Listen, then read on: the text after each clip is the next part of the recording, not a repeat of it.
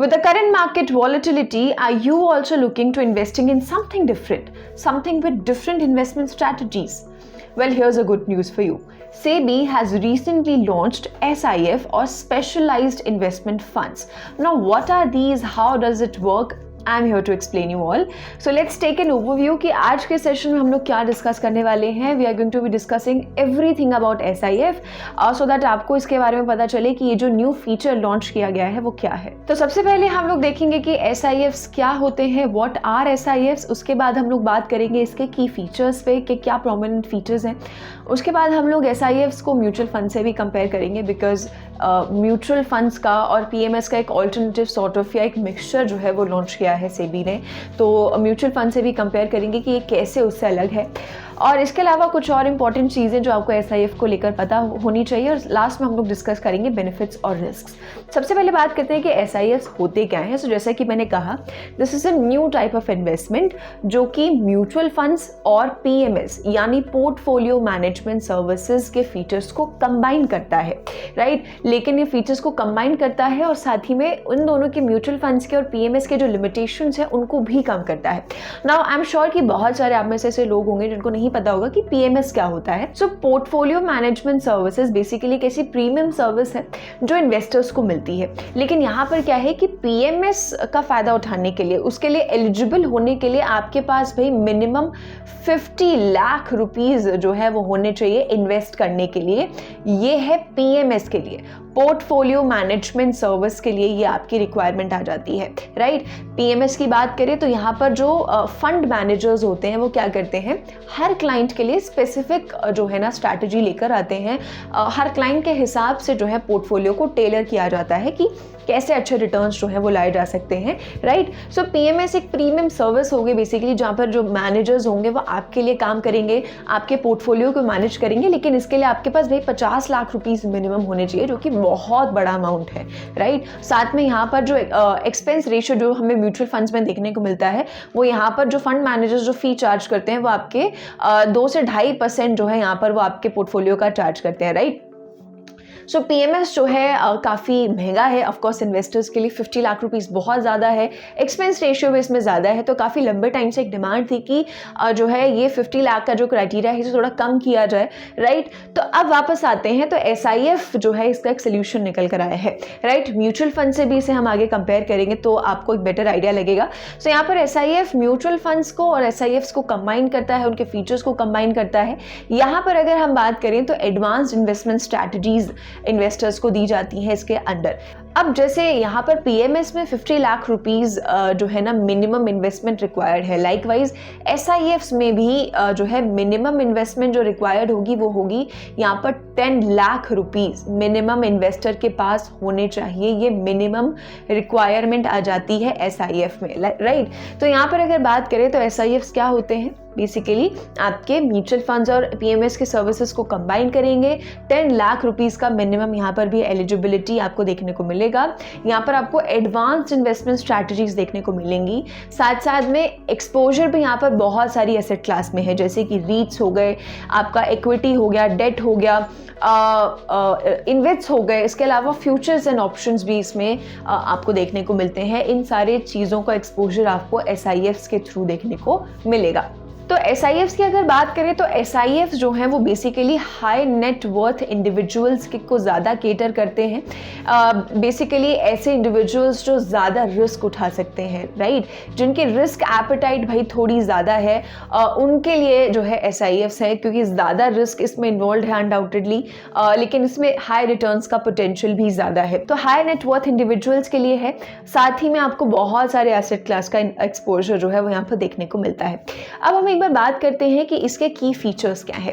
अब सबसे पहले एक बड़ा फीचर, एक बहुत प्रोमिनेंट फीचर जो SIF का है वो है हायर एलोकेशन लिमिट्स. यानी कि म्यूचुअल फंड्स से अगर हम कंपेयर इसे करते हैं तो आपको एलोकेशन लिमिट जो है वो ज्यादा देखने को मिलेगी. सो जैसे कि यहाँ पर क्या है 15% एलोकेशन है सिंगल सिक्योरिटी के लिए. मीनिंग कि जो फंड मैनेजर्स हैं वो एक सिंगल सिक्योरिटी में 15% एसेट्स जो है वो क्या है इन्वेस्ट कर सकते हैं, 15% एलोकेशन कर सकते हैं अपने नेट एसेट्स का, राइट. जो कि म्यूचुअल फंड्स में क्या है सिर्फ 10% है. इसके अलावा अगर बात करें तो 20% अपने टोटल एसेट्स का जो है जो यहाँ पर फंड मैनेजर्स हैं वो कहाँ इन्वेस्ट कर सकते हैं, बॉन्ड्स में इन्वेस्ट कर सकते हैं। अब यहाँ पर इंटरेस्टिंग चीज़ क्या है कि इस 20% को 25% तक भी एक्सटेंड किया जा सकता है अगर फंड हाउस अप्रूव करता है, राइट। तो SIF को कोई एसेट मैनेजमेंट कंपनी जो है वो लॉन्च करेगी, लेट्स से एक एग्जांपल लेते हैं, ठीक है, उन्होंने इसे लॉन्च किया। अब यहाँ पर क्या होगा कि बॉन्ड, मान लो किसी एक सिंगल कंपनी ने कोई बॉन्ड इशू किया, राइट, तो अपने नेट एसेट्स का 20% वो इस बॉन्ड में लगा सकते हैं। ये सेबी के रूल्स कहते हैं फॉर SIFs, राइट। और इसी 20% को वो लोग एक्सटेंड भी कर सकते हैं, वो लोग यानी कि AMCs एक्सटेंड भी कर सकते हैं। AMCs के फंड मैनेजर्स 20 से 25% भी इसका कर सकते हैं, इसका एलोकेशन कर सकते हैं इन बॉन्ड्स। उसके अलावा बात करते हैं तो 20% अपने टोटल एसेट्स का रीट्स और इन्वेट्स में भी इन्वेस्टमेंट कर सकते हैं यहाँ पर SIF के फंड मैनेजर्स। तो ओवर एंड ऑल यहाँ पर एलोकेशन लिमिट्स जो हैं वो ज़्यादा हो जाती हैं। आगे जब हम SIF और म्यूचुअल फंड्स को कंपेयर करेंगे तभी आपको एक बेटर आइडिया मिलेगा कि इसके एलोकेशन लिमिट्स जो है वो ज़्यादा कैसे हैं। उसके अलावा ट्रांसपेरेंसी है, क्योंकि सेबी ने कहा हुआ है कि म्यूचुअल फंड से एक क्लियर डिफरेंस होना चाहिए, SIF में डिस्टिंक्ट ब्रांडिंग होनी चाहिए और इसके स्ट्रॉन्गर रिस्क कंट्रोल्स इसमें देखने को मिलने चाहिए। उसके अलावा बात करें तो इसमें इनोवेशन का पोटेंशियल है, क्योंकि यहाँ पर जो एसेट मैनेजमेंट कंपनीज हैं they can design specialised products tailor to unique investor goals and risk tolerance, क्योंकि AMCs को यूनिकली जो है डिजाइन कर सकती हैं, इन्वेस्टर के गोल्स के हिसाब से इसे टेलर कर सकती हैं। इसके अलावा यहाँ पर मिनिमम इन्वेस्टमेंट, जैसा कि हमने देखा कि 10 लाख रुपीस का मिनिमम इन्वेस्टमेंट आपको देखने को मिलेगा, 10 लाख रुपीस का मिनिमम एलिजिबिलिटी है यहाँ पर। और साथ साथ में यहाँ पर हाई रिस्क और हाई रिटर्न की बात भी आ जाती है, बिकॉज ये क्या है, हाई नेट वर्थ इंडिविजुअल्स के लिए आपको जो है SIFs मिलेंगे जो ज़्यादा रिस्क उठा सकते हैं। तो जो ज़्यादा रिस्क उठा सकते हैं वहाँ पर आपको ज़्यादा रिटर्न का भी स्कोप देखने को मिलेगा, राइट। तो ये इसके कुछ की फीचर्स हैं कि आपको जो है एलोकेशन लिमिट भी ज़्यादा देखने को मिलेगी, आपको ट्रांसपेरेंसी भी मिलेगी, साथ में मिनिमम इन्वेस्टमेंट आपको पता है, हाई रिटर्न है लेकिन साथ में हाई रिस्क भी है, इनोवेशन का भी पोटेंशियल है। अब साथ में बात करते हैं कि SIFs और म्यूचुअल फंड्स जो हैं दोनों में क्या डिफरेंस है। सबसे पहले तो बात करें कि मिनिमम इन्वेस्टमेंट अगर हम देखें यहाँ पर तो SIF में मिनिमम इन्वेस्टमेंट अभी हमने डिस्कस किया कि 10 लाख रुपीस है। वहीं अगर हम म्यूचुअल फंड्स की बात करते हैं तो आप मिनिमम 500 रुपीज़ से भी शुरुआत कर सकते हैं, एज लो एज 500 रुपीज़, और कुछ केसेस में तो आप 200 रुपीज़ या 100 रुपीज़ से भी शुरुआत कर सकते हैं। तो म्यूचुअल फंड में मिनिमम इन्वेस्टमेंट जो है वो काफ़ी कम है, आप बहुत ही बेयर मिनिमम अमाउंट से भी शुरुआत कर सकते हैं। लेकिन अगर आपको SIF चाहिए तो आपको मिनिमम 10 लाख रुपीस की ज़रूरत होगी। उसके अलावा बात करें तो इन्वेस्टर टाइप की अगर हम बात करें तो ये ज़्यादातर जो है हाई नेटवर्थ इंडिविजुअल्स के लिए है, और यहाँ पर म्यूचुअल फंड की बात करें तो यहाँ पर हमें रिटेल और इंस्टीट्यूशनल इन्वेस्टर्स देखने को मिल जाते हैं। इसके अलावा बात की जाए तो इन्वेस्टमेंट स्ट्रैटेजीज पर अगर देखें तो SIF में long short equity investment strategy, inverse ETFs, इस तरीके की स्ट्रैटेजीज देखने को मिलती हैं। लॉन्ग शॉर्ट इक्विटी मीनिंग कि मान लीजिए किसी को लगता है कि कोई स्टॉक का जो प्राइस है वो ऊपर जाएगा तो वो लॉन्ग पोजीशन ले सकता है, किसी को लगता है कि इक्विटी जो है वो नीचे जाने वाली है तो शॉर्ट पोजीशन ले सकता है। तो लॉन्ग शॉर्ट इक्विटी एक इन्वेस्टमेंट स्ट्रैटेजी हो गई कि अगर मार्केट ऊपर जा रहा है तो ठीक है, बेनिफिट हो ही रहा है, लेकिन अगर नीचे भी जा रहा है तो शॉर्ट पोजीशन लेकर आप वहां से क्या है पैसा कमा सकते हैं। इसके अलावा इन्वर्स ETF भी आ जाता है। इन्वर्स ETF की बात करें तो बेसिकली इन्वर्सली काम करता है। फॉर एग्जाम्पल मान लो कोई भी इंडेक्स है, राइट, कोई भी इंडेक्स फंड है वो ऊपर जा रहा है, वो अच्छा परफॉर्म कर रहा है, राइट, तो यहाँ पर इन्वर्स ETF क्या है, नीचे हो जाएगा, या इन्वर्स फंड जो है वो नीचे हो जाएगा। अब मान लो कोई इंडेक्स फंड जो है वो नीचे आ गया है तो यहाँ पर जो इन्वर्स फंड होगा वो ऊपर चला जाएगा, उसका प्राइस अप्रिशिएट हो जाएगा। सो लेट्स से एक पोर्टफोलियो में आपका रेगुलर इंडेक्स फंड भी है, आपका इन्वर्स इंडेक्स फंड भी है, तो उससे क्या है कि अगर मार्केट ऊपर जा रहा है तो उससे भी अप्रिसिएशन हो रहा है, अगर नीचे आ रहा है तो उससे भी अप्रिसिएशन हो रहा है। तो ये कुछ इन्वर्स जो ETFs हैं, ये सिर्फ एक एग्जाम्पल है, तो ये कुछ इस तरीके से काम करते हैं कि अगर नीचे भी आ रहा है तो भी आपका क्या है, अप्रिसिएशन होगा। इसके अलावा अगर म्यूचुअल फंड से इसे कंपेयर करते हैं तो यहाँ पर mostly long term investment strategies देखने को मिलती हैं, क्योंकि म्यूचुअल फंड्स में क्या होता है ज़्यादातर कि आप लॉन्ग टर्म के लिए इन्वेस्ट करके रखिए, आपका कंपाउंडिंग होगा, पैसे पे कंपाउंडिंग इफेक्ट आएगा, उसके बाद आपकी जो वेल्थ है वो ग्रो करने लगेगी, और ये आपको लंबे ड्यूरेशन के लिए करना है for a number of years, right. लेकिन यहाँ पर अलग अलग तरह की इन्वेस्टमेंट स्ट्रैटेजीज जो है वो देखने को मिल जाती हैं। इसके अलावा रिस्क की बात करें तो हमने पहले भी देखा कि इसमें रिस्क जो है वो ज़्यादा है, क्योंकि इसमें बहुत सारी अलग अलग तरह की स्ट्रैटेजीज इन्वॉल्व इन्वॉल्व हैं, ऑल्टरनेटिव स्ट्रैटेजीज इसमें हैं। हालांकि म्यूचुअल फंड्स की अगर हम बात करें तो यहाँ पर कम रिस्क देखने को मिलता है क्योंकि यहाँ पर डाइवर्सिफिकेशन ज़्यादा है। इसके अलावा अगर डेरिवेटिव्स की बात करें तो SIF में क्या है 50% तक का एक्सपोजर डेरिवेटिव्स के लिए अलाउड है, और अगर म्यूचुअल फंड्स की बात करें तो मोस्टली म्यूचुअल फंड्स में अलाउड नहीं होता है। इसके अलावा रीट्स और इन्वेस्ट में भी SIF इन्वेस्ट कर सकता है, अप टू 20% कंबाइंड इसमें लिमिट है, जबकि म्यूचुअल फंड्स में सिर्फ 10% की लिमिट है, राइट। तो ये कुछ बेसिक फीचर्स हैं जो SIF और म्यूचुअल फंड्स को अलग करते हैं। म्यूचुअल फंड्स में आपको एसेट क्लास का डाइवर्सिफिकेशन थोड़ा कम मिलेगा, यहाँ पर कंपैरेटिवली ज़्यादा है। म्यूचुअल फंड्स में आप बहुत ही बेसिक अमाउंट के साथ शुरुआत कर सकते हैं, लेकिन यहाँ पर आपको भाई 10 लाख रुपए चाहिए ही चाहिए किसी भी हालत में मिनिमम। SIF में ज़्यादा रिस्क है, यहाँ पर कम रिस्क है डाइवर्सिफिकेशन की वजह से। यहाँ पर आपको एक कॉमन स्ट्रैटेजी देखने को मिलेगी जो कि लॉन्ग टर्म है कि म्यूचुअल फंड्स में लंबे समय के लिए पैसे इन्वेस्ट करके रखिए, जबकि SIF में आपको मल्टीपल इन्वेस्टमेंट स्ट्रैटेजीज देखने को मिल जाएंगी। अब साथ साथ में SIF को लेकर और भी 2-3 ऐसी चीज़ें हैं जो आपको ज़रूर पता होनी चाहिए before you get started with investing. सबसे पहले तो इन्वेस्टमेंट स्ट्रैटेजीज पर ही फिर से बात करते हैं कि यहाँ पर SIF में अगर बात करें तो हमने देखा कि लॉन्ग शॉर्ट, इनवर्स ETF इस तरीके की भी इन्वेस्टमेंट स्ट्रैटेजीज हैं। इसके अलावा इन्वेस्टमेंट स्ट्रैटेजी SIF में ओपन एंडेड भी हो सकती है, क्लोज एंडेड भी हो सकती है, और इंटरवल इन्वेस्टमेंट स्ट्रैटेजी भी हो सकती है। ओपन एंडेड से मतलब है कि इन्वेस्टर्स जो है कभी भी जो है यूनिट्स को रिडीम कर सकते हैं, कभी भी जो है म्यूचुअल फंड्स की तरह जो है पैसा निकाल सकते हैं। हाउएवर क्लोज एंडेड में क्या हो जाता है कि एक फिक्स टेन्योर के बाद ही आप पैसे को निकाल सकते हैं, राइट। और अगर इंटरवल इन्वेस्टमेंट स्ट्रैटेजी की बात करें तो ये क्या है, मिक्सचर होता है क्लोज और ओपन एंडेड का। क्वार्टरली हो सकता है, हाफ ईयरली आप इसमें से पैसा निकाल सकते हैं, तो ये मिक्सचर आपको देखने को मिलता है। तो इस तरीके की स्ट्रैटेजीज SIF में देखने को मिल सकती हैं जो कि AMC ने अपने ऑफर डॉक्यूमेंट में ज़रूर बताया होगा।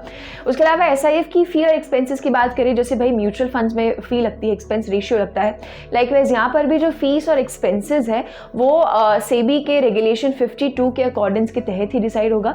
जो रेगुलेशन 52 है वो ये कहता है कि फंड हाउसेस इन्वेस्टर्स को चार्ज कर सकते हैं, राइट। तो सेबी का कहना है कि SIF जो फी चार्ज करेंगे वो भी जो रेगुलेशन 52 है म्यूचुअल फंड्स का, उसी के अकॉर्डिंग्स में ये भी SIF भी सेम ही चार्ज करेंगे। उसके अलावा बात करें तो SIF फंड मैनेजर जो है, जो आपका SIF को हैंडल करेगा, जो फंड मैनेजर, उसके पास NISM का सर्टिफिकेशन होना चाहिए, यानी national institute of security markets का एक रेलेवेंट सर्टिफिकेशन होना चाहिए। वो वही फंड मैनेजर जो है SIF को मैनेज करेगा। इसके अलावा डेट इन्वेस्टमेंट पे थोड़ा रिस्ट्रिक्शन है। यहाँ पर बात करें तो अपने NAV का 20% से ज़्यादा जो है SIF इन्वेस्ट नहीं कर सकता है डेट इंस्ट्रूमेंट्स में, राइट। लेकिन इसके साथ साथ यहाँ पर एक एग्जेम्पशन भी है कि अगर गवर्नमेंट सिक्योरिटीज़ हैं, अगर ट्रेजरी बिल्स हैं, तो यहाँ पर इनका एग्जेम्पशन देखने को मिल जाएगा, राइट। इसके अलावा अगर कोई और कहीं और से डेट इंस्ट्रूमेंट में, किसी और डेट इंस्ट्रूमेंट में इन्वेस्ट करना है SIF को, तो वहाँ पर 20% का कैप है, उससे ज़्यादा इन्वेस्टमेंट नहीं की जा सकती है। अगर मैं बात करूँ बेनिफिट्स की और रिस्क्स की, अगर मैं बात करती हूँ तो ओवर एंड ऑल हमने देखा कि जो SIFs है इनमें हमें ब्रॉडर जो है एसेट क्लासिफिकेशन देखने को मिलता है, हाई रिटर्न पोटेंशियल इसमें हमें देखने को मिलता है। इसके अलावा इसमें हमें नई नई इन्वेस्टमेंट स्ट्रैटेजीज भी देखने को मिलती हैं, राइट। लेकिन वहीं अगर हम इसके रिस्क की बात करें तो यहाँ पर वॉलेटिलिटी बहुत ज़्यादा है, राइट। यहाँ पर रिस्क बहुत ज़्यादा है। इसके साथ साथ यहाँ पर जो मिनिमम इन्वेस्टमेंट अमाउंट है, हालांकि वो कम किया गया है, लेकिन फिर भी 10 लाख रुपए बहुत ज़्यादा होते हैं। तो मिनिमम इन्वेस्टमेंट अमाउंट भी बहुत सारे रिटेल इन्वेस्टर्स के लिए अभी भी काफ़ी ज़्यादा है, राइट। तो ओवरऑल अगर हम देखें तो SIF जो है एक नया जो इन्वेस्टमेंट ऑप्शन सेबी लेकर आई है, जो अभी रिसेंटली लास्ट ईयर दिसंबर में जो लॉन्च किया गया था। ये म्यूचुअल फंड्स के और PMS के सर्विसेज को के फीचर्स को जो है काफ़ी कंबाइन करती है।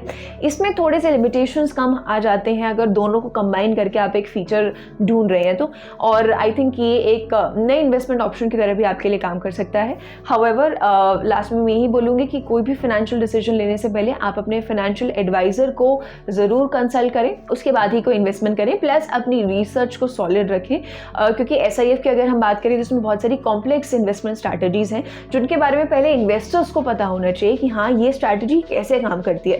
Because basic long term investment strategy तो सबको पता है कि अच्छा लंबे टाइम तक पैसा इन्वेस्ट करके रखना है, और कैपिटल अप्रिसिएशन जो है स्टॉक्स में कैसे होता है ये हमें भी पता है कि हाँ प्राइस भागा है तो कैपिटल अप्रिसिएशन उससे होगा।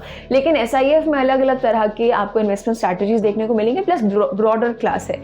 So all in all I hope आपको ये समझ आया होगा कि SIF कैसे काम करता है और ये जो नया फीचर अभी हाल ही में लॉन्च किया है, इसके अलावा जो भी जानकारी है वो मैंने आपको इस वीडियो में देने की कोशिश की है। आई होप आपको ये वीडियो समझ आई होगी कि SIF किस तरीके से काम करता है। इसके अलावा कोई और फाइनेंशियल टॉपिक अगर आप समझना चाहते हैं तो कमेंट सेक्शन में ज़रूर बताएं। मिलेंगे अगले क्लास में।